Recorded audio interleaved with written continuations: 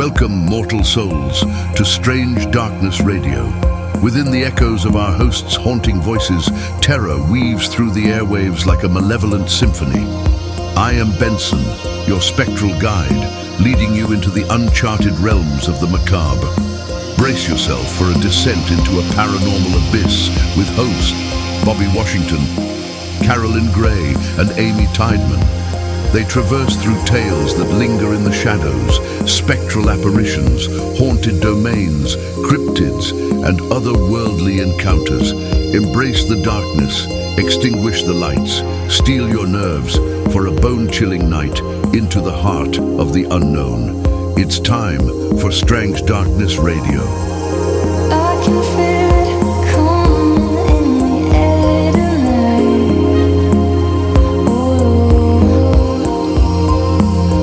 And I've been waiting for this moment for all my life.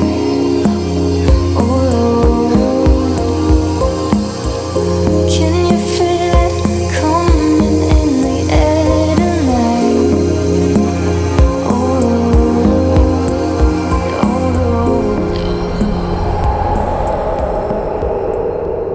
Welcome back to another episode of Strange Darkness Radio. Hey ladies, how's it going? Good, how are you? I'm doing amazing. I'm sure everyone knows our names by now, so I'll just dispense with that for tonight, only because tonight has been very crazy when it comes to gadgetry and the paranormal and that Technology. realm. Yes, for sure. On tonight's show, Carolyn, I'm going to put you on the spot. You let us know about the guests that are coming on before Benson gives his great introduction to our guest. Yeah, absolutely. So tonight we've got two amazing guests, and I can't wait to get into it, our topic for tonight. So we have Mark and Stephanie. They are a married couple by day, and by night they are ghost hunters or paranormal investigators. They've been doing it for several years now, and they've collected quite a bit of evidence, some of which they were generous enough to share with us. And it sounds like they've had a lot of experiences over the years. One thing that I found interesting was that Mark is a skeptic and Stephanie is a believer. So it sounds like they kind of balance each other out in these investigations. But yeah, I'm excited for this. Let's let Benson take it away. Welcome, fellow truth seekers, to another chilling episode of Strange Darkness Radio, where mysteries unfold and the unknown beckons. I'm your spectral guide, Benson. Today, we venture into the ethereal realm of the afterlife with our special guests, Mark and Stephanie Devlin, a husband and wife team on a journey of supernatural exploration. Stephanie, a loving mother and fervent believer in the paranormal, was drawn to the mysteries of life beyond after experiencing a profound loss. Alongside her dedicated husband Mark, a skeptic and a non-believer in the paranormal, the pair have embarked on a journey that transcends mortal boundaries. Even the skeptical-minded Mark, who in the past has explained away their chilling experiences and the incredible bone-chilling evidence they have collected over the years, has found it hard to come up with a human or scientific explanation, try as he might. Join us as Mark and Stephanie impart their profound wisdom, share their spine-tingling experiences, and delve into the evidence they have collected on their many paranormal investigations. The videos, pictures, and recordings that they have collected have to be seen to be believed. Firstly, they remind us that whether skeptic or believer, evidence of the afterlife surrounds us. Through modern technology and personal encounters, the veil between worlds is lifted, revealing glimpses of the extraordinary. Secondly, Stephanie encourages us to embrace the boundless expanse of the universe. By casting aside fear and embracing curiosity, we can forge connections with unseen entities, unlocking a realm of infinite possibilities. Lastly, Mark and Stephanie urge us to embrace the thrill of exploration. From ancient cemeteries to historic locales, they delve into the unknown, seeking communion with spirits and uncovering untold tales. Listeners, prepare to be enthralled by Mark and Stephanie's accounts of spectral encounters and supernatural exploits. Remember, the path to enlightenment is fraught with darkness. But for those who dare to seek, the rewards are boundless. Welcome to Strange Darkness Radio, where every whisper from the beyond holds the promise of revelation. Welcome to the show. Welcome, you guys. Thank you.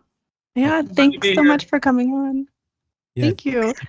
So before we jump in, Bobby and I were actually having a conversation about an hour ago, and we were saying how we were pretty sure Benson was going to screw up your last name. That's okay. That's okay. We get it all the time. I've gotten so many different Variations. to Can you say your last name for the audience? Yeah, could you? It's Devlin. Devlin. Devlin. Yeah. Okay. We've got a few different. Doolin, Devlin. Dublin is in Ireland. So we're Well, okay Benson with wasn't too far off. Yeah. No. Nice. it's a common one. Well, thank you definitely for Perfect. coming on the show tonight. And Stephanie, thank you for reaching out. And I know it was through a friend and through all these different channels, but you are in our local area, which is Sacramento, California, which is awesome. And so we're always looking for people who are in the search and investigation realm of the paranormal, because, sometimes, people think it really doesn't happen. People don't actually go out investigating, but it does happen a lot. And there are things out there that you guys find, and people aren't really aware of it, because a lot of times if you're not on a show or if you're not posting to a particular post, even the people in the local area don't really understand or know what is going on. So I find that to be very interesting. I know too, like I follow a group on Facebook, but we have actually been out there just kind of hunting and getting a feel for things and seeing how scared we really will get if we're worth actually talking to or going stories. to see. But yeah, you'd be surprised when we start talking to people about what we do as a hobby or in our spare time, how interested they are. And, it is a lot of friends and family. Even I have coworkers who are very interested in it. So it's crazy, but it's a lot of fun. Nice. So can you guys... Can I ask go you ahead. to? Oh, I'm so sorry, Bobby. Can I just ask real quick? Have you ever gone investigating at the cemetery off of I-80 and Greenback? I don't know what it's called. Just that No, really no. big one. We're 2-3 blocks from it, so we should. The one on the side street. We're really drawn to East the one Hills. over off of Broadway. Oh, okay, yeah. Unfortunately, The old one, right? Unfortunately, they close right at dusk or at 7 o'clock, and they're very good at scooting you out of there. And for whatever reason, I am really drawn to the rural Santa Rosa Cemetery. I will go there 2 and 3 times a month if I could. There's something there that intrigues me. The way we Did you- fell upon it, Oh. it was we were doing some real estate. We went last year. Long story short, we went and looked at the balloon. They launched the hot air balloons, and in the afternoon, we needed to kill some time, and we were just looking at some real estate in that area, and we just stumbled upon this cemetery. And I don't know if stumbled. I think it pulled Kind of us were there. drawn there, Called and you. Right. Yeah, well, being paranormal investigators, gear and trunk, wherever we go, we're ready, right? So Yeah. we're like, ooh, let's try this out. And our first night there, we met what we call the hag. And it was just amazing. It took us a moment, like after we took all the pictures, went back to the hotel, and we started going through our video and all of our pictures, and there she was. And it was kind of like, at first I was shocked. I was like, is this real? And so I had him look at it, and he came over and he goes, oh my gosh. We've had people say, oh my gosh, it looks like the Grim Reaper, but it doesn't. It literally looks like a 1886 1800s bonnet, garb. hagged face, and she's very neat. Is she the picture that we sent have? us? Yeah, she's actually one of the very first pictures that we got in that cemetery. Yeah. But we want to ask about the cemetery over here on the frontage road. We just haven't really been able to get a hold of anybody because we don't want to get arrested for trespassing. Yeah, like some people. That's why Carolyn asked that question. That would be a hard one to explain. Going back to the hag, like, can you tell us about that? Like, how do you know? Is that just your nickname, or did you get like messages? Yeah, we can't get her to give us her name. When we're in the cemetery, she calls herself the lady. She calls herself a shapeshifter, but she will not give us an actual name. We thought that she had said at one time her name was Martha, but we couldn't figure that out. When we went over to the tombstones where she was hanging out, there was no Martha over there. There was nothing that would indicate that would have been her. But we call her the hag because every time I go there, she calls me names. Wow. Is this what kind of names? Like, and literally, you can feel her when she's around. The environment changes. Really quick, Stephanie, how are you guys getting communication with her? SB7. SB7? Yeah, Okay. SB7. We do the EVPs, and we also do Spirit Talker. Okay. So we do 3 or 4 different types of communication, verbal communication, to make sure that we're actually getting good responses, Legitimate. Yeah, legit responses. Okay, really quick, because we kind of jumped the horse before the cart, or however that's said, because Carolyn loves that, because she has a story about that cemetery, and I'm sure she'll tell you about it later. But I want to go back, only because I want to know who started, you guys going out, who, what, couple keeps ghost equipment in their vehicle ready to go. So I want to know about you guys and how it all started. So tell us about that. Well, go ahead. You do. Okay. We started, Stephanie, she was intrigued watching, we started watching, I think it was Ghost Hunters, and then Taps. Me being a skeptic, these guys are phony, trying to get ratings. Yeah. And then Ghost Adventures came on with Zach. I'm sure you guys all know Zach. Yes. And they were doing the Goldberg. Things were being thrown. There was a lot of evidence, so we stared to get intrigued. Stephanie, we're like, more is than that I. real? Does that really happen? So one Christmas, I think it was about 7 years ago, I thought, what a perfect way to not only spend time together, but to go and travel, look at some cool buildings, and then just be together. And so I bought a kit. It came with cameras and all that stuff, and we've been ever since then. We've been building. Yeah, and it was weird because when my mom passed, I hadn't talked to her in a while, and so we ended up signing documentation at the cemetery that's over off of Greenback, where it has all of the larger grounds and stuff over there. And so I was fairly upset. We get home, and I kind of was like, okay, this is just not real. And I was like, I want to talk to my mom. And so I was like, if you're around, can you say something, do something, move something? And the light came on, and I thought, okay.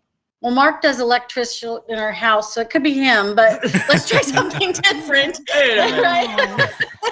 Nice. So I kept talking, and the more I talked, the more things moved, and I got knocks, and that was before we actually started doing the spirit talkers and things like that. That was when we were looking more into the EVP, where you run the recorder and then you listen back, and before we actually had the cat balls and all the cameras and that. So Mark came home, and I was discussing it with him, and I said, I wonder who else can hear us, like Grandma Eileen, or so that's kind of how we started, was like, who's in our home? Is our family listening?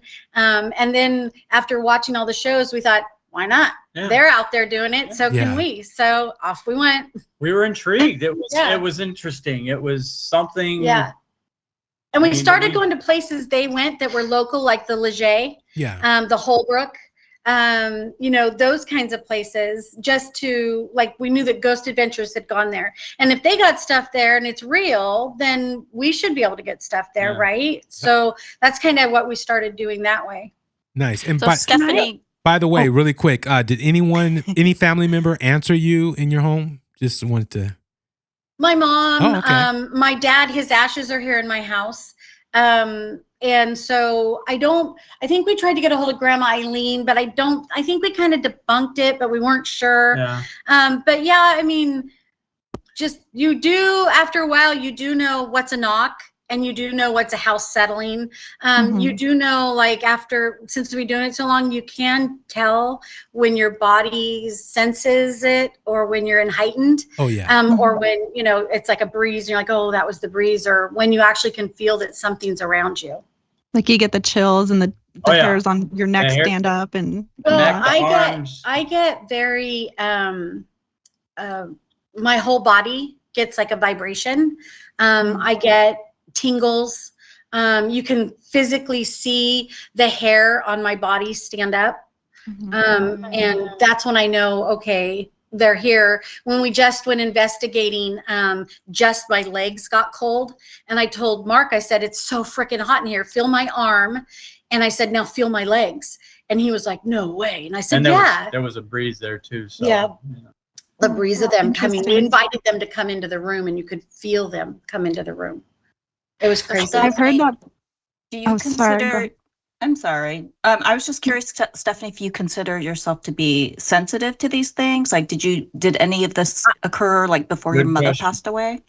I never have, to be honest with you, until recently when we were just talking about it. Actually, this last investigation that we did, and it was just because I literally had a full-on conversation with a spirit who grabbed my hand as I was leaving the cemetery. And I told Mark, I said, I started breathing and you could see my breath, and it wasn't cold. It was Santa Rosa. I was right next to her. And I said, he was up on the hill and I was towards the bottom of the hill and we were headed out the backside of the cemetery. And I said, are you seeing this? And I said, can you see my breath? And I said, blow your breath up there. Can I see your breath? And he's like, I can't see my breath. Come down here. And he blew his breath and you could literally see, like as if it was snowing outside and you were blowing your breath, you could see your breath in that little diameter area. 6 by 6 area. It was crazy. And I told him, I said, I can feel the little girl holding my hand. And I said, feel my hand. And he's like, it's cold. I said, but can you see the indent in my hand? She's squeezing my hand. And he was like, I can't see it. I'm like, I was trying to tell him, I can feel it. She doesn't want us to leave. Wow. But I think ever since then, every time, the more and more we investigate, I think the more and more she becomes as sensitive. I think because she's opening herself up to that realm, it's softening her up, so to speak. So I think little girl. She's a sensitive, yeah. Yeah, the little girl is at the Santa Rosa Cemetery. They say, a lot of psychics that we talk to, what they say is that everybody has the ability. It's about it opening up and about, you being okay with it and everything. And but some people do have it more than others. And you definitely sound like a person who's very sensitive and has that ability. Well, we do, before we investigate, we always say a protection prayer. And we always say a prayer of invitation, and we always introduce ourselves. Like if we're talking to you guys, and who are you? We're Mark and Stephanie, and we're here because we want to talk to you. We want to know your story. We want you to share whatever it is that you can with us, however you can share it with us. And so that's how we start. And when we start like that, a lot of stuff ends up happening. Yeah, that was going to be one of my questions because, we just recently talked to Melissa with Sac Spirit, and she was just giving warnings about people just going out there and not knowing what they're. I know Bobby's laughing because Yes. I really want to go on a ghost hunt. That is like one of the top items on my bucket list. Yep. And then when she gave that warning that, hey, people really need to be careful. You can't just go in there. You have to, not make sure you're not insulting the ghosts, Right. and you don't want to take home like some spirit with you that's gonna like haunt you the rest of your life. So Now I'm too scared. scared. That's what I Well, thought. I am Yeah. scared, we but do. When we're done, we do a cleansing prayer before we Yeah. even, like, we'll step outside of the cemetery. We'll say a cleansing prayer. We don't get into our car. We never bring anything home with us, because you just never know what's going to attach itself to something. And you honestly, you could be talking to a little girl, so you think, Yeah. you know, Yeah. Right. so you Yeah. just have to be very Demonic aware. Yeah, you have to be very aware of what you're doing and watch for red flags and feelings too. I mean, you can literally, like, we've been ghost hunting, and I can feel calm and peaceful when we're ghost hunting and speak with spirits. And then there's times when I'm like, this is not somebody Doesn't we should feel be right. talking to. Mm. And so we just completely So we stop, abandon ship. abandon ship. Move somewhere else. Yeah. Yeah. okay. Do you say anything to them before you leave, or you just? We do. Okay. We let them know. I'm still trying to figure out, and Mark is too, how to immerse ourselves in a white light when we feel threatened. And we can't do that yet. And we're not that experienced. But I do talk to them like I talk to somebody that I don't want around me. It's like, you're not welcome here. You can't touch me. I am protected. You know, cannot you have to follow us leave. home. Yeah, I do carry an amethyst with me when we go. There's certain stones Nice. that I carry, protection stones. So you just talk to them. We literally, it's like, I mean, they were real in life, right? So it's just their energy and their soul. And most people who hopefully weren't that great in life and are still angry hanging around, they're still going to be kind of funky and angry when you're talking to them, right? So you just have to set stand your boundaries. Yeah, you have to set boundaries and stand your ground. When you show fear is when things start to get out of control. Yeah. I'm not going to tell the whole story again because I've told it so many times, but at that cemetery on Greenback and 80, I had an experience there. But what was strange was that we were there for like an hour and everything was fine. And we were being respectful, but everything was fine. The mood was like light. And then all of a sudden, I just got this feeling of dread, like so just scared out of nowhere. And then that's when something happened. So What happened, I know what Carolyn? you mean about you can feel Yeah. What happened?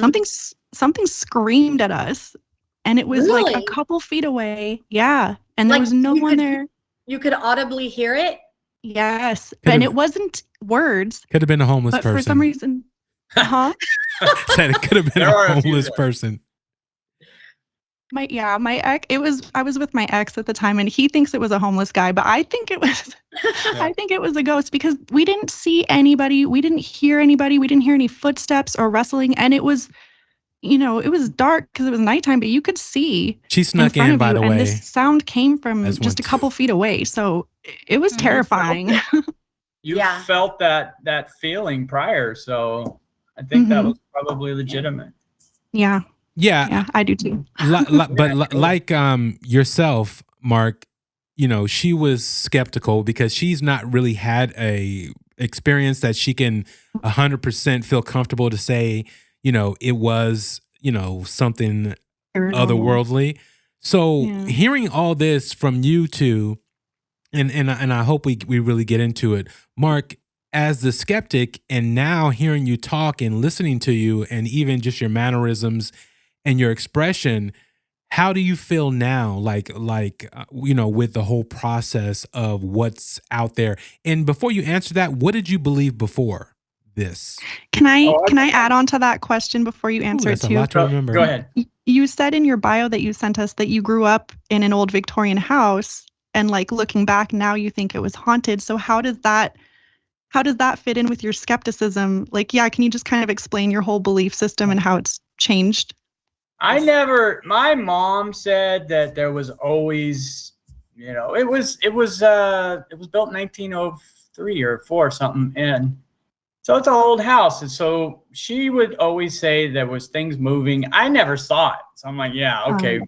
So that might have started then, but I believe in crime. I believe in God. I believe in when we die, we go to heaven.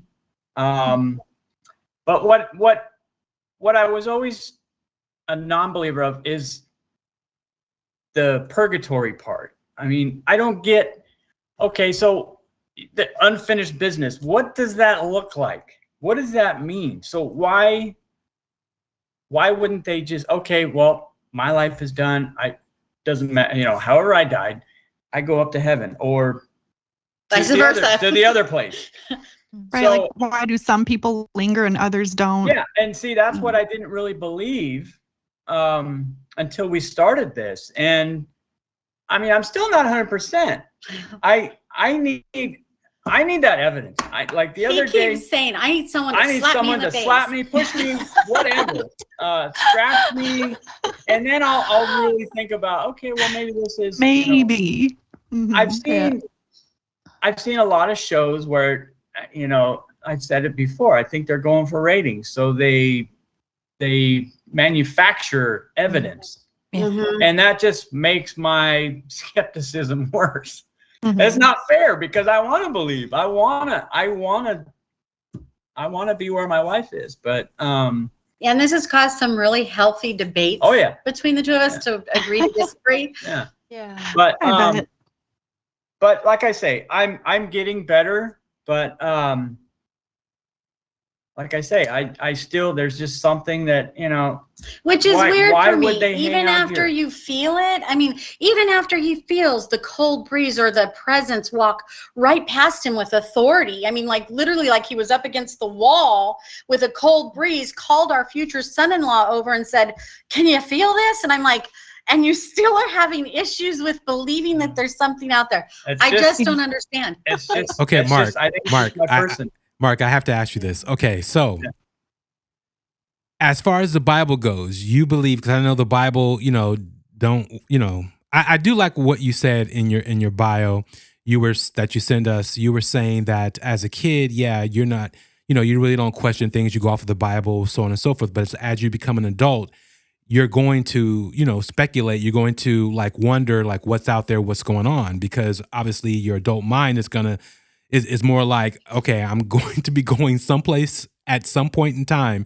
I want to know, right, or, you know, find out about that particular place. But with all that being said, because at the end of the day, all the technology that we have now of things that we're not aware of, as far as whether how the stars, you know, work, how the planets turn, just all that information. Besides the Mayans, somehow they were able to figure it out, and that's a whole nother story, right?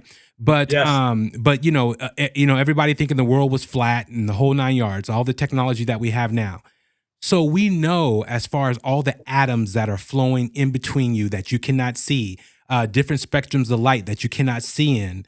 Because you just don't have that, your vision doesn't have that capability, but we have technology now that shows that you can see into different, you know, spectrums of light that are things that are moving around or heat or just all kind of different spectrums that we just don't have access to. But now having all these experiences, you still like what are you at, like, you know, 100%, 90, you know, out of 100%, are you like I'm about 70. Yeah. I'll say 75. 75. Okay, because and the reason we always talk about spirits, okay? So here's my thing. One of our favorite places is the Holbrook Hotel in Nevada City. Or no. Grass Valley. Sorry. And so say we go there and we encounter a spirit. What do spirits know time and place? I mean, why couldn't are they omnipresent like Christ is? So that's where I still, it's messing up my brain. Yeah, no, I get what you're saying, because you have the hang up on what are they. See, but that's not the question. At least that I think probably me and your wife, or, you know, everybody on this particular panel, we think about. I don't, because our whole thing is to find out actually what they are. We don't know. But the thing is, are they there? Is there something there that is trying to communicate or is able to communicate? You know, or is it even like a time loop, like something, you know, like a recording in time that keeps playing, or and maybe somehow they we're able to experience time differently than us. Oh yeah, because they say that in the physical world, in our physical bodies, we experience it linear, but they could be jumping through time. I mean, a second could go by to them and suddenly they're in 600 years in the present just for a split second. So there's all kinds of things that could be going on there. And that's to say we don't even know what it is or what they are. Deal with that. I think one of the things that we've actually been talking about and wanting to explore, but we're not really sure if we should. And so that's a healthy debate going on right now. But it's like when you watch other investigators or you watch these programs and they talk about creating portals or creating a vortex or getting, like the other day we were watching something that the guy was like, well, she came through the portal and got off the bus. And I thought, what a weird way to say that. Exactly. Like, how would you even know that? You're just driving along on this bus, me and my energy soul, and I like, okay, let's go here. This must stop. Exactly. Trying to figure that part out, but I don't know. So it's maybe it's the scientific part of it that I'm still trying to understand. That I don't know if I ever will. It's about spirits and how they freak them, how they move, how they. Well, like Bobby said, it's about like atoms and molecules and the molecular makeup. But for me, it's not like that. It's energy. It's no. When I was talking about when I was talking about the molecules stuff, I was just saying from the aspect you can't see them. Like you cannot see a molecule. You can't see like a shelf that's vibrating.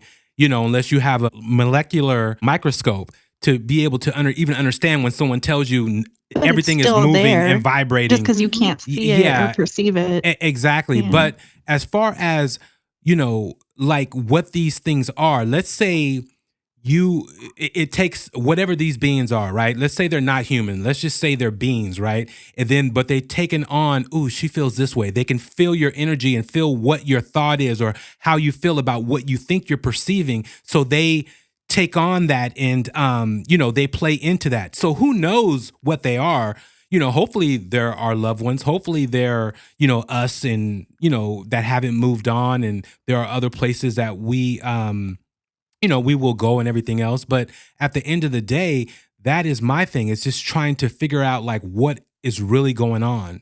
Because the thing that set me down this whole road is a being that I saw and I couldn't explain. I was at a real young age, but it always left that that vision in my mind to wonder like what. Like, I know I'm not going crazy, and I was probably 10 at the time. Like, there's something like I'm seeing this. I'm not like, unless I'm losing my mind or something's happening.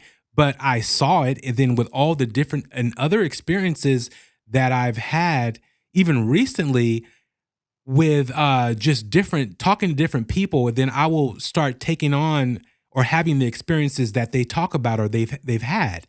And I just find it odd that is it our mind? Is it things that are already in, our surroundings that we play into, or it feeds off of our, emotions, and then so it triggers X, Y, and Z. Like, it's just so interesting. And for you guys, because you guys had a lot of contact and a lot of, evidence, which is actually really rare, to be honest. And you have it recorded, you have it on audio, you have it with pictures. I mean, you have it in every facet. And that's actually a rare thing. So something is reaching out and something is like saying, hey, I'm here, or, making contact. I think the problem with trying to figure out, like you said, Bobby, like trying to figure out what is that there's a million different kinds of, like Stephanie said, energy. Like, there's not one answer. It could be a multitude of different things that you're dealing with. They've already proved that there are other dimensions out, sharing the same space as us that we can't see or perceive or feel, whatever. And like we just said, like, time is not experienced the same for everyone, for every being, for every energy. So it's like, it's not always a human spirit. It's not always a negative entity or a demon. It's not always, it's not like 2 + 2 is 4. It's like there's so many different things out there that we don't know. Well, I'm a true believer too that when people die, and I really do believe this, that when they die so suddenly, they get confused. And so they're not sure, where do I go? What do I do? Am I really dead? And then that time has passed and they're stuck. And now they're looking for someone, something to lead them where they're supposed to go. Or you have someone who, like if Mark was to pass away, I would hope I would tether him here to know that I needed him. I have a place in heaven. I know that now. But if I had my choice, I'm hang out and watch over my kids. Yeah, for sure. I truly believe that there are a very handful of reasons why people's energies or souls hang out. But I mean, for the most part, I truly believe that your energy, once you have found your place in the atmosphere, that you can travel where you need to go, or to be where you need to be for those that you love. The other entities, I don't know so much. I mean, that's what I'm investigating for. I want to know, you know, I truly want to know, life after death, why are we here? I mean, especially children. They say that when children pass away, they automatically go back to heaven. Yeah. Right. And so I just want to know, why are some of these kids, why are they still here? Especially the young kids. Why are they still here? So that's my search. My search is, why are we still here? If you know, and I am a Christian, and I believe that we go to heaven and wherever else that it is you need to go for the life that you've lived. But I just want to know, why is there that gray space, right? What is in that gray space, and why is it there? Why did you not go up or down? Why are you in that gray space? Yeah, it's interesting though. I don't even think the death has to be traumatic. Just think about it like this. I go to sleep tonight and I don't wake up. But if I do wake up, meaning, you know, however it works, right? I'm like, oh, okay, what's going on? You know, either I'm in the light, or I'm, you know, in, you know, hey, this is where you're going to go, or this is what you know, did, you know, showing your past lives and all that stuff. But you know, sometimes people do not know they died. They think they just went to sleep and they woke up, because the difference is, and like I always say, you die every night. Theoretically, you just happen to wake up the next day to go to work or to do whatever. But at the end of the day, you know, you wake up. But you know, do you wake up in a dream? Do you stay there? Like, you know, I would hate to be in a horrific dream and trapped in that, or however it works. But yeah, so sometimes, because again, we've had massacres, we've had everything, you know, happen to people that you can think of, and some of those places, there are no contact, no hauntings, no nothing. There is nothing there.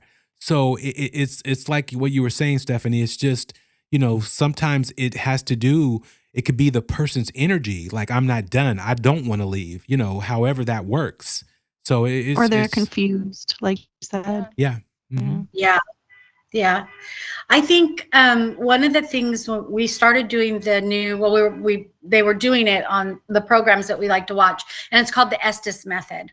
And so you really have to, you block out everything that is around you, and you use your sense of hearing and your sense of feel.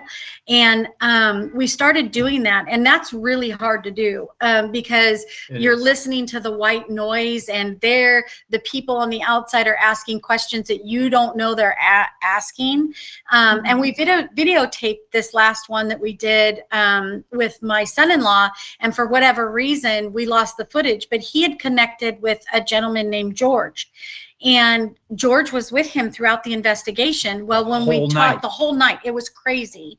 But when we had talked to one of the gals who had been there in that building for the last 19 years, what we had thought when we did the research was that it was this old 1920s engineering company, blah, blah, blah. There was a fire. George stuck around. There was this whole, like, someone stole from someone. But it wasn't. The inhabitants of the building had a mentor named George, who had passed away, was murdered. And he was murdered. The murderer of the mentor was also named George. And so that's where we got confused, was because the spirit kept talking to us saying, I'm here, I'm good, I'm this, but then you would get something where I've done bad things. I'm not worthy. And so that was a good one. That one we helped did not, me believe. and we did not know any of that until after the investigation. And you said you lost the footage. What do you mean by that? Like it got erased? We have some of it. We have the audio, but for whatever reason, the video's black. But when you do my Estes, I'm there. You can see me. I have every second of hers every and the second audio. of mine. You can see them touch me. I freak out a little bit. That is strange. So but it everything was just weird. he said, once we dug in deeper the next couple of days, it was spot strange. on. It was and we spot kept on. getting other names, and after talking to one of the individuals in the building, we were like, well, we don't know who that is. We couldn't find him. And she says, well, I just need to let you know. I don't want to be too personal, but she was saying, I know who that is, and I was in a car accident and he died. We didn't know who he was. I was flabbergasted. I called him and I was like, you are not going to believe this. And so more information started coming. And so I called my daughter and my son-in-law and I said, you guys are really not going to believe this. It's not what we thought at all. So it's been very interesting, some of the stuff that we come across where we think we found. We did our research, we did everything we could about the building, and then you find out after talking to other people who have no idea. They share their story and you're like, holy crud. It clicks. It clicks. Right. It's like, oh my gosh, you're not going to believe what I have to say to you. So yeah, it's been very interesting. But that was here in Sacramento, actually. We don't know if they want to know. Somewhere in between 28. Was it Dorothea Puente's house? No, but we want to check that out. Actually, it's where I get my hair done, believe it or not. We go in there and they're always talking about, things get moved and this and that. And I'm like, okay, yeah, right. We're in the middle of Sacramento. There's lawyers upstairs. There's a mute. I'm like, come on. I know where it is. The one thing that we can say about it, it's in the downtown area. Let's leave it there. Yes, it's actually in the downtown area. And I don't know the address. I just know it's in between these two streets. So we kept, I told the gal that cuts my hair, I said, okay, let's do this then. Let me come in. Let me investigate. Let's see what's going on. Let's see if there really is anything here. And she was a sweetheart. I love her. She let us in. It was like she stayed up until 3 a.m. to lock us out. Yeah. It was great. Oh, that's pretty cool. You guys did a little lock-in type situation. Yeah. And so the next day I told her, I said, I cannot believe the stuff we got here. I'm shocked. We're still trying to edit the video because there's so much. So yeah. Crazy. So do you guys have like any super terrifying experiences that you can tell us about that maybe made you never want to do this ever again? Like, kind of give you pause a little bit? I would have to say Hotel Leger. I can say that, right? Yeah. So they've been on TV before. It's okay. Yeah, they have. What time? It was about 2 a.m. We didn't get much of anything. I thought this place is a joke. We went because Ghost Adventures went there. And it's close. And we were doing what we called the 49er tour, which is Jackson and all of the wineries. And, we get to go drink wine and ghost hunt. And so it was great, right? Yeah. Are you sure you guys were able to really tell what was happening since the wine was flowing? I just want to check.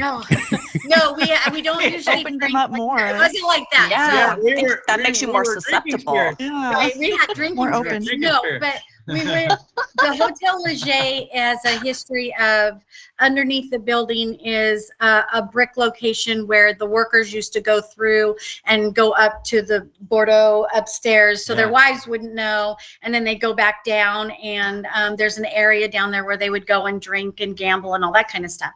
So we went down there and we were ghost hunting, and I was getting irritated. I'm like, there's nothing here, and so I get aggressive.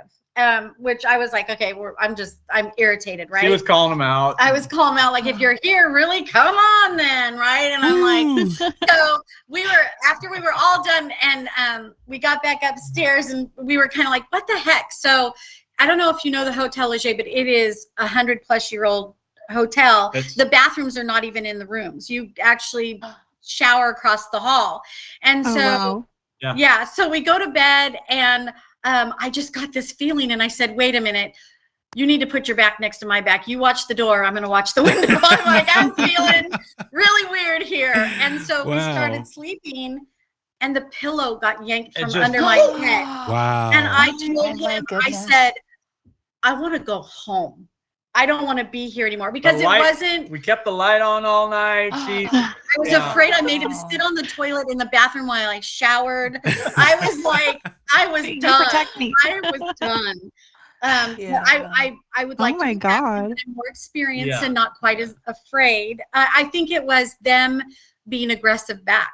I was not respectful. Well, it also didn't help that when we were down in the, I call them the hidden caves, that we found there's a table down there. So Stephanie was there. She was doing, I think, SB7, she had a spirit box session. And I got up and walked around, and I saw a light switch. I'm like, oh. And I flipped it, and it went pitch black. I mean, like, you couldn't see your hand in front of your face. And she's like three rooms away, because there's all kinds of storage down there and tunnels, and I flipped it down. I'm sorry. I'm like, because I'm in the room where they have the cauldron or thing or whatever, where they had blocked it off so you couldn't go through the tunnel, and my back is up against that, and I was like, oh my God. And he's not in the room. I'm by myself. I have a little recorder where it's a little red light, and that's it. And I was like, and I think this was like what, our third investigation. We were like, okay, we just got started and I'm done. Not off to a good start. Nope. Oh, but you kept going. That's good. Yeah. And I said, let's start off slow, somewhere easy. So we went to the Holbrook. That was not easy. And you changed your tactic. Like you weren't, after that, you weren't aggressive anymore. After that, I will never, ever be disrespectful again. I will never do that again. Ever. That, and I was under the impression that, okay, it has to be completely dark, which is false. I mean, they don't care. They'll come out. They'll come out. It could be behind us right now. They don't care. Yeah. So we've learned a lot since then. So. Yeah. So that's the most terrifying place on your list of investigations you've done so far. You said the Hotel Leger. Leger. L-E-G-E. Yeah. Right? It's down by the Renegade. Yeah, it's down by the Renegade Winery. But McCollum Hill. McCollum Hill. Yeah. Moki Hill. Moki Hill. Yeah. One of the other things that really sticks with me was the Mackey House in Nevada City. Mackey Mansion. Oh, you went to the Mackey Mansion. Wow. That place was famous, right? Well, it was a gift. And so that's when we thought, oh, we're going to just start doing this, because that worked out really well. But believe it or not, my mother-in-law ghost hunts with us, and her partner ghost hunts with us. And my daughter and her fiance ghost hunt with us. And so we all went to the Mackey House. And my daughter was upstairs. Mark was downstairs. And I think my mother-in-law was in the front room. And my mother-in-law's partner and I were upstairs in the room, and they have what they call this lounge chair. Or back in the day, it was a lays chair for women, when they've got the tight thing and they red just velvet. Yeah. And so when you walk in, they have like this dummy cowboy. He's fake. He's got a hat on or whatever. And then it's Mr. Mackey's room and his wife's room. And so I kind of walked in, and I was standing in the center, and my mother-in-law's partner was over here. My daughter was in the hallway. And I had something come up and get in my face. I mean, literally like walked up, got in my face and breathed. And I was like, oh my God. I literally like flew. I was standing in between the two rooms, and I literally like had nowhere else to go, because I was standing by Mr. Mackey's bed, that I just flew over to that chase thing. I grabbed my mother-in-law's partner, knocked over the cameras, and I'm like, holy cow, did you hear her breathing on me? We're leaving. Like, it was awful. But that was the two things that have really freaked me out a little bit. I'm all about, if I invite you into my space and I'm ready for it, that's fine. Yeah. But if you're in my space without me being ready, I'm not good with that at all. Right. So can you tell us any just quick list of all the other places you've investigated, and maybe any other experiences that you remember? Let's see. We went to Fantan Alley in Victoria, Canada. Victoria. The red light district. The red light district. and we were with my mother-in-law's partner, and we were getting all kinds of orbs and stuff. And as we were walking away, you could hear high heels following us out of the district. Wow. We've been to Port Townsend, like when we like to Port Townsend, yeah. we like to antique, and so when we go into antique stores, the first thing that we do is turn on our stuff. talker. We have our stuff with us. We have our stuff. We turn on our ghost talkers. So we've done a lot of the older buildings. My mother-in-law actually caught an apparition at one of the restaurants in Port Townsend. Right. If I can find it, I'll send it to you. It's a little boy eating at one of the tables, and you can wow. literally gosh. You can see him. you can see, which you is can see the haircut. You can see the outline of the everything. face. And so, Wow. yeah, and crazy me, I use my grandson as bait, right? I'm like down there, like You send him in my first. grandson with me. I'm like, here we go. Hey, right? you have to And, bring him into the family yeah. business. right. Yeah, so we do like the rural cemetery in Santa Rosa, the Mackey Mansion. We did Fort Eby and Fort Casey. Oh, Fort Casey nice. and on Whidbey Island.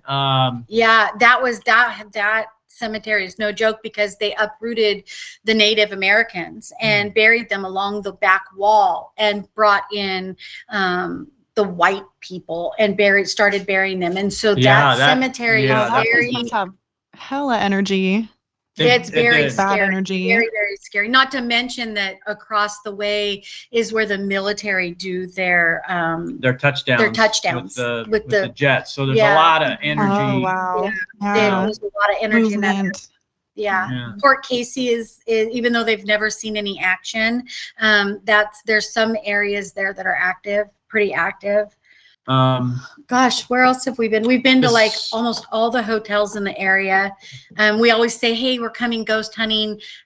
Do you suggest a particular room? Is there a room that anybody has said is most haunted? We went to the National now that it's been remodeled. Yeah. We talked to the maids and asked them if they've ever come across anything. They gave us some of their experiences while they were cleaning the rooms, or the scents that they've smelt, or the things that have happened. Because I don't know if you know, with the National in the back, there was a gunfight with the police and he got shot. So that took place. That's what, 15? not even that long ago, about 10, 15 years ago. Oh, wow. So we've been to PF Chang's, because if you don't know, Wait, here in what? town, Sacramento has flooded and been on fire. And so there is an old Sacramento underneath some of these buildings. And one of the stories is that one of the, I don't want to say, I'm sorry, I can't be politically correct, but one of the slave traders had Asians who had been working. And I'm sorry, but they had put them underneath PF Chang's. Yeah. And It was an internment camp. Yeah. And so that's where they kept them. When it started flooding, they locked them down there and they all died. Oh, wow. Oh my God. I had never heard that. And where's this location? Yeah. Wow. Yeah. Also, it's called the Cobblestone Brewery, or I think that's accurate. Don't quote me, but there's a brewery up in Grass Valley. And underneath there, it was kind of the same thing. To save money, they just buried the individuals underneath the brewery and left them there. They have since had like, what's it called, where the ground gives way and there's an area like in there. And so there's an area down in there, and you can actually go in there and you can feel that whole vibe. It's just crazy. Wow. And did you experience anything at the PF Chang's or at the Grass Valley place? Stephanie and I didn't, but again, we were with my daughter, and no, I think it was just my daughter. It was just Megan. She wasn't Megan. with her fiance. Yeah, it was but just Megan. So we're downstairs, and that's the prep kitchen. They've moved out since. Lots of construction going on in there, but so we turned on the SB7. I had the camera up. Weren't getting much, but all of a sudden, my daughter grabbed the spirit box, and a guy named Phil or Bill, I want to say it was Bill. And she just started having a conversation with this person, and it said, "Have a seat." Very forcefully. Oh, and she was sitting next to a chair. There was a chair that I had put there a week ago.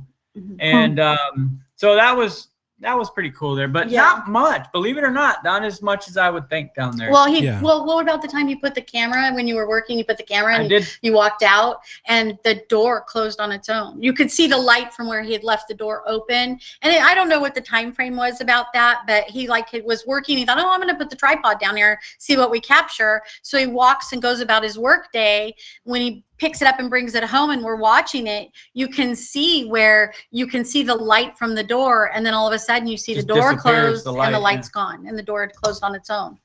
So just stuff like that. Yeah, crazy stuff like that. Yeah, well, that's good stuff. Again, most people don't catch as much stuff that you guys have caught. You know why I think it is because for as much time that you put into investigation, you have to go back through that material. Yeah, and that's true. so if you ghost hunt for 8 hours, you're looking at material for 8 hours to find something. At least. Yeah. You're going through it 2 and 3 times, especially audio. Yeah. Because they're so subtle. And that's hard. The audio. Yeah, you might miss things even if you do go through everything. Right. Yeah. Oh, Yeah, that's true. What I'm finding on the audio is for digital recordings, I find it helpful when it has the graph going across, almost like a Richter scale, you know? Yeah. And if it's quiet and you start seeing, there's some pretty good evidence right there. Oh yeah, I talk about that on this show to where we get that. I have gotten EVPs from a particular person, and there is no graph whatsoever. And but I can hear the level of the volume is like I'm talking right now, but there's nothing there. So yeah. Right. So, but we're still learning. I mean, we're getting every time we go, we get more stuff. I mean, you're right though. I mean, we can go check out 5 different places and not get a thing, but I seriously think Stephanie is a sensitive. Yeah. And I'm not sure how I feel about that. That's why Sounds like we get so much evidence. And my favorite toy, you would think that it would be where you can actually verbally talk to them or whatever.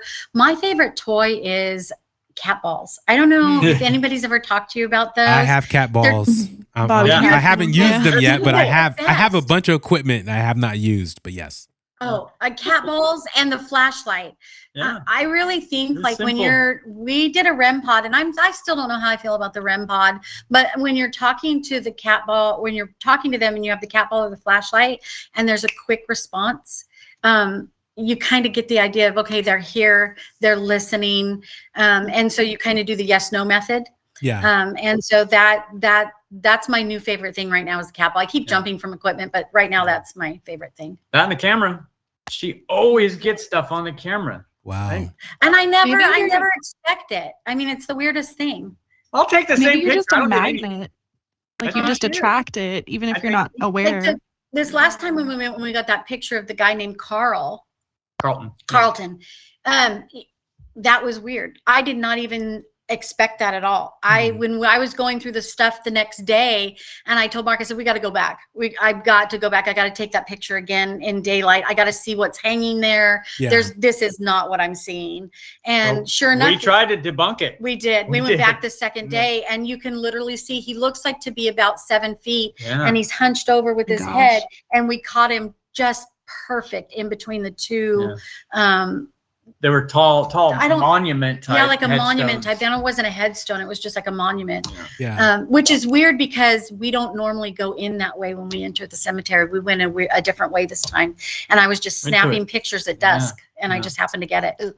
So you didn't actually like see him with your own naked eyes. It was just you were taking pictures, and then you went back and looked at it, and you can see like the images. So you take the pictures. Like we caught a cowboy leaning up against. You can see his knees up, his hat, and he's just kind of hanging down. We caught that one. That was like a Marlboro Man. His hat was kind of tipped down, and it was crazy. That sounds familiar. And you go through and you look at the picture, and it's just a picture of a cemetery at dusk, but you literally have to go through and enlarge it, and you just kind of scan the picture to see what you can find. Sometimes you catch orbs and stuff. Like when we went to the winery in Napa, I forget what it's called, the Winery of Love in Italian. Casa but del we were Mar. down in the torture chamber, and Wait. let's not just skip past that. Torture it's chamber. A castle. It's a winery in Calistoga. Okay. And it's called Castella di Amorosa. and Visa Tui, the Visa Tui family built it. Well, they tried to make it exactly like a replica castle. Of an Italian castle. And there's a torture chamber. There's a torture chamber. There's actually the fireplace has an emblem and it's dated 1447. Yeah. And so some of the stuff there is old and some of it's new. And so when you're doing the tour, they explain to you, the wine tour, they explain to you what's going on. And so you do the tour and then you go upstairs and you do all the wine stuff. But when we were down, they actually have a full-on torture chamber, and we were down there and they have the metal suits or whatever, and I just happened to, they had one of the wine areas blocked off with a gate, and me being me, I was like, oh, she just stuck in there. And the guy says, hey, what are you doing? No lock, it's open, right? And so I'm like sneaking around, and the guy's like, where are you going? And I said, oh, I wanted to take some pictures. He's like, okay, but don't go past this point. So I started clicking stuff, and in the succession of the pictures, you can see nothing, nothing, 2 orbs, 1 orb, nothing. Yeah. And it was the craziest thing. And then we get into the torture chamber, and I'm snapping around, and there's one of those metal things, and I had my live on my phone by accident. You can literally see this orb. It has to be, I don't know, the size of a dime or a quarter, excuse me. Yeah. And literally you see it float down, but when you're on live, it just stops, right? So you can literally see it moving, and then it stops, and it's on this metal thing. And so it's just stuff like that where you don't see it. Armor, yeah, you don't see it with your naked eye, but when you go back, you're like, oh man. Yeah. Yeah. So it's crazy. That place is cool though. They have an actual Iron Maiden that was used. Really used? Wow. Oh wow. Which is weird because it's in we like to stay at Hotel E when we go to Santa Rosa. And when we were in the cemetery after going there, for whatever reason, one of the spirits, and I captured it, I screenshotted it, said rat torture. And we were talking about that as we entered the cemetery, about how they closed it up and that wasn't enough. They'd open up, put rats down there. And so whatever the spirits were listening, and it said rat torture. And I told Mark, I screenshotted that spirit talker, and I was like, are you kidding me right now? Yeah. It was crazy. Yeah. It's always so creepy when those things repeat a word that you just said, or it's relevant to the place you are, or something that was just discussed. Listening to your conversation. Yeah, it's so creepy. Mm-hmm. We love it. Yeah, you can't tell. We totally love it. You guys are having a ball. That's amazing. That's amazing. Yeah.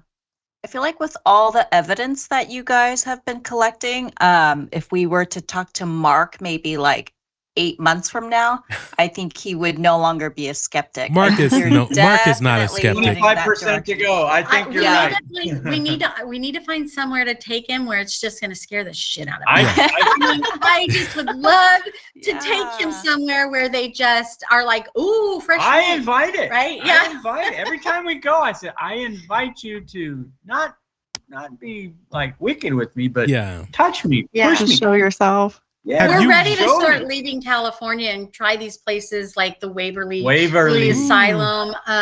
Yeah, one of the other things that we want to do is the Garrett House. I don't know if you guys have been watching that, but it's on YouTube. And so he's actually owned that house for a while. And I used to watch him before all the paranormal investigators used to go, and he would actually do home videos. Mm-hmm. You can watch him walk around the house and see stuff that had happened. That's what started me with the Garrett House. Wow. So, and then the Hill House, I'd like to do the Hill House only because of the gangster aspect to it. Yeah. That's what intrigues me, not the demons and all that, but the gangster piece to it. That's intriguing because one of the teams that we watched went there, and they were talking to women of the night. And so that kind of intrigued me that that's who they were talking to. So I'm just in Preston Castle. You can't get in there to do a ghost hunt by yourself to save your life, but I'll keep working at it. I love that place. It is so beautiful from the outside. 15 people or more. So we should do it. Yeah. We should go. I would love to go on a ghost hunt with you, Stephanie, both of you, but particularly with Stephanie. Yeah. We should organize a trip there because we all talk about Preston Castle all the time, and I've seen it from the outside. Stephanie had a reading. When was that? About 5 years ago. Mm-hmm. And it said that she's got 7 angels around her at all times. And I wonder if See, that's where I'm like, really? Come on. Yeah. they're just special floating that way, around. right? You know, that's what made me this. Not even. I'm 75%. Don't forget. Yeah. But I'm like, come on. Oh, wait, they're in the car with us. How they all fit? Right. Stuff like that. So, See, that's the kind of stuff I have to deal with. but you know, He's like, everybody buckle up. that's how I.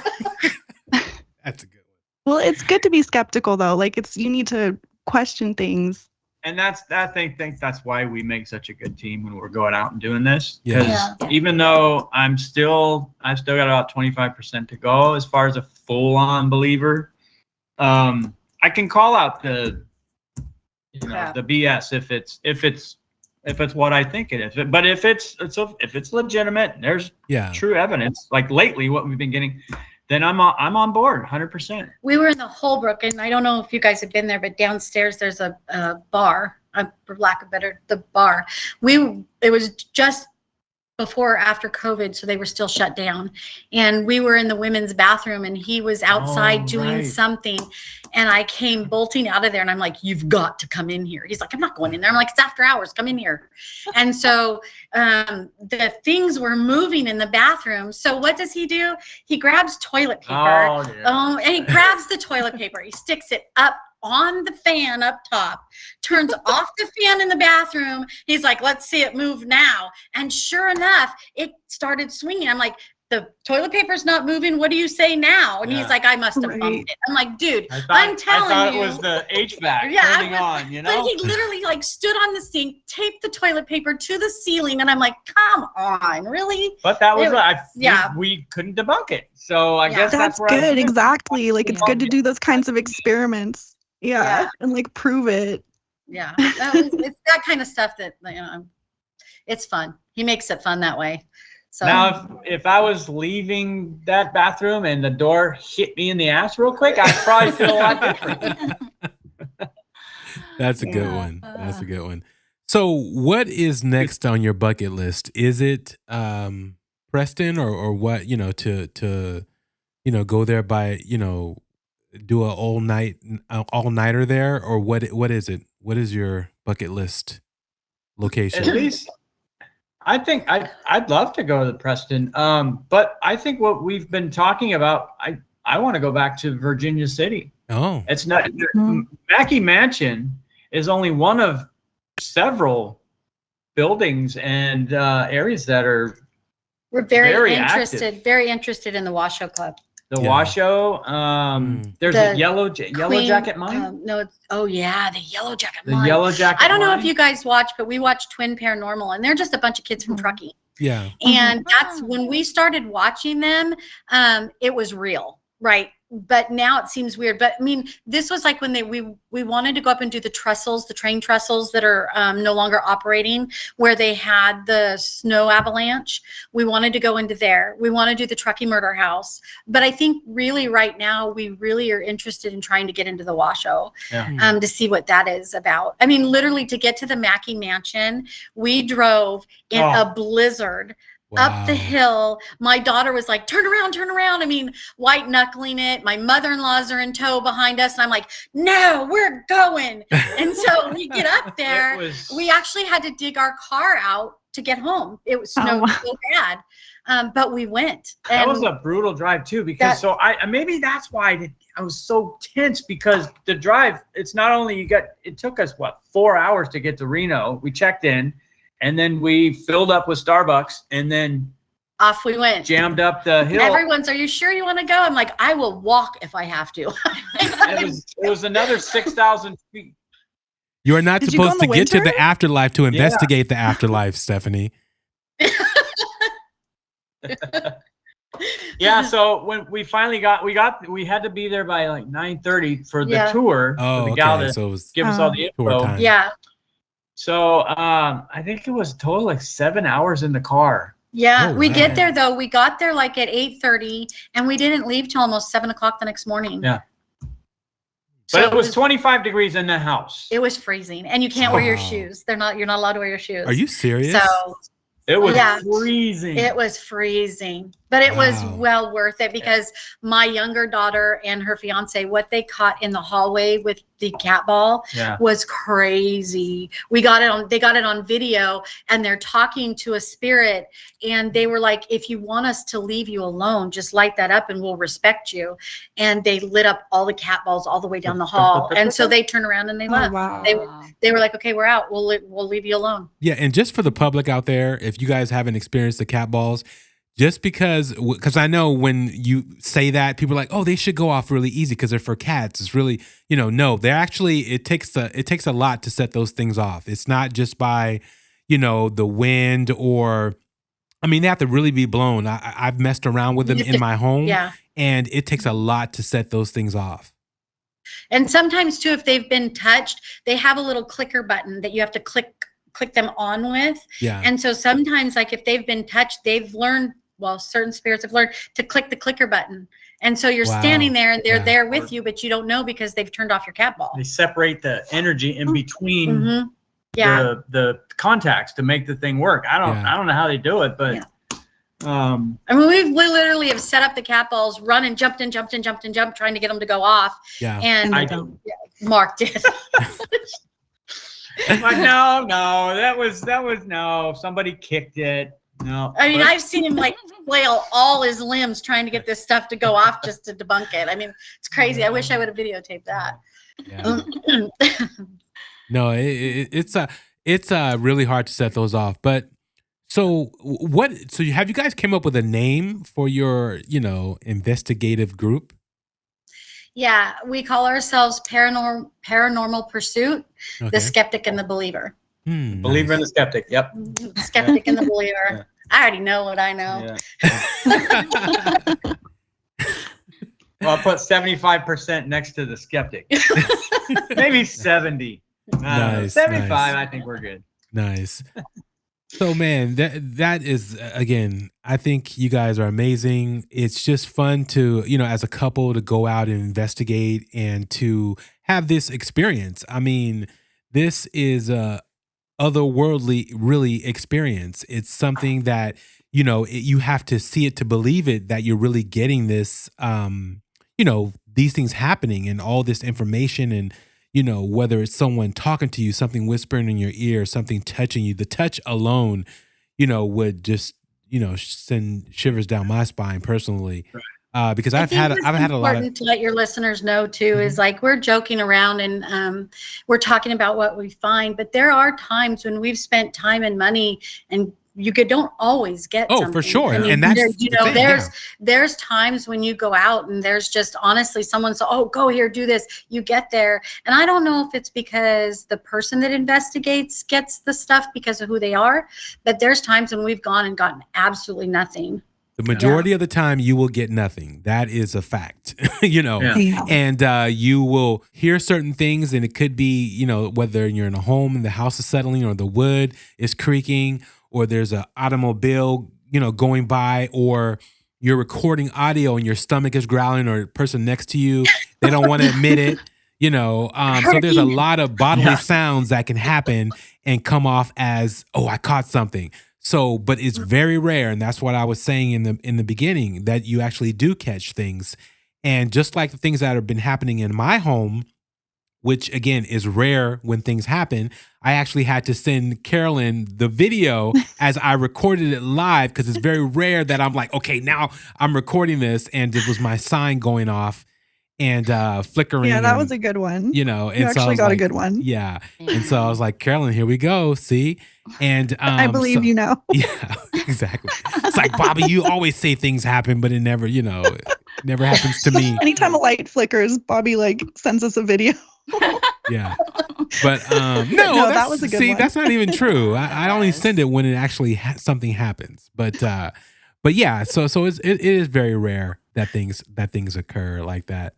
And the amount of evidence that the two of you have gotten it's amazing. Yeah. Seriously. And it's not just one thing. That's the thing too. It's multiple different things, multiple different devices, different places. Yeah.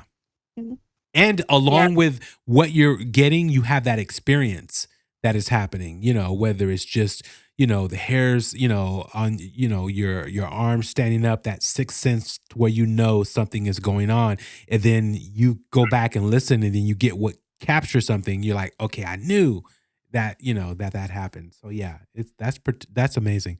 Real quick, have you guys investigated by yourselves, or you always investigated together? Mostly together.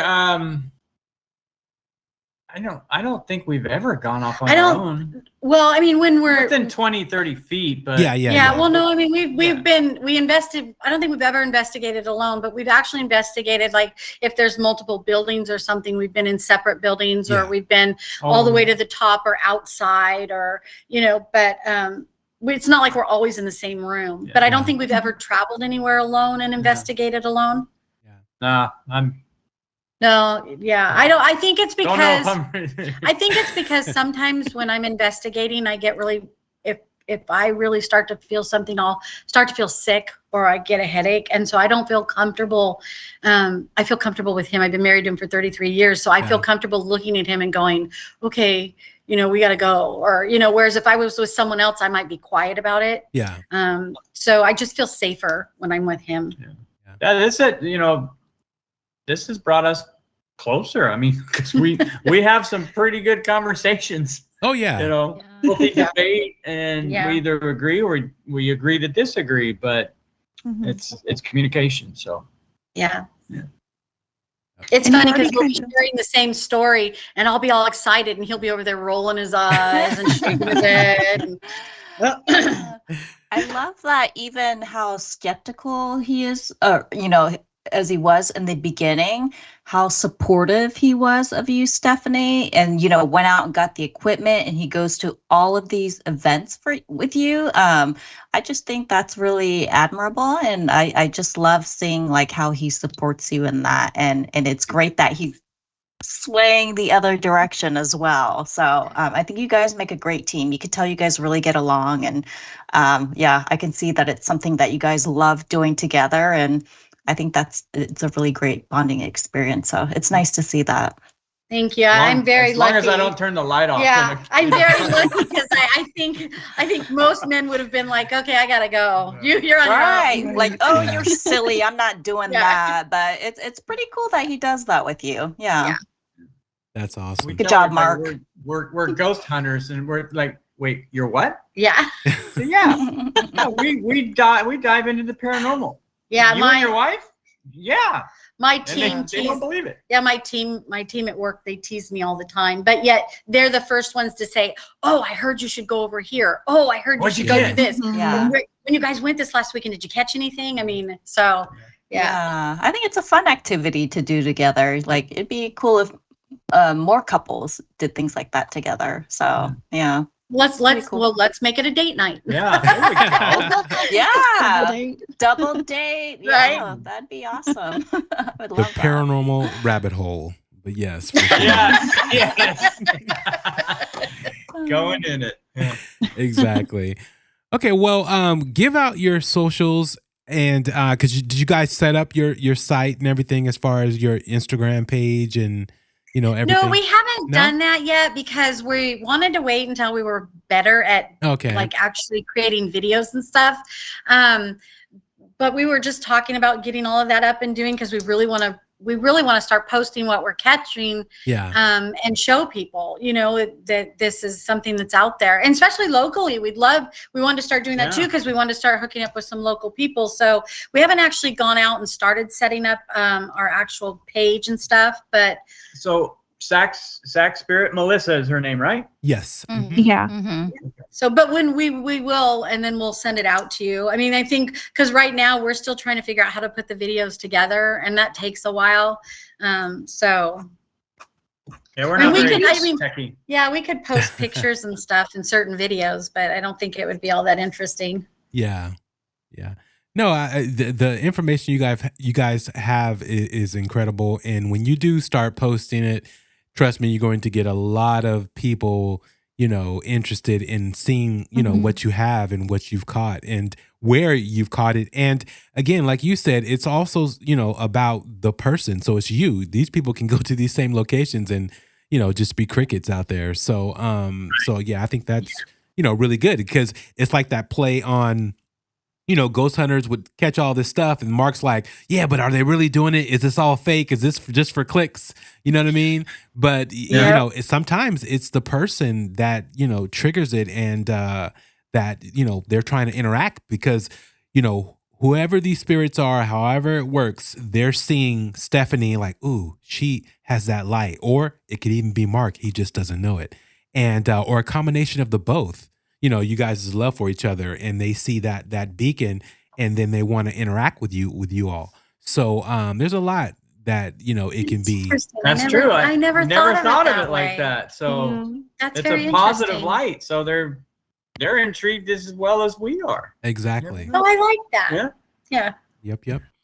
All right. Well, again, we're going to go ahead and end tonight's episode. And again, I think you guys are incredible and with an incredible story.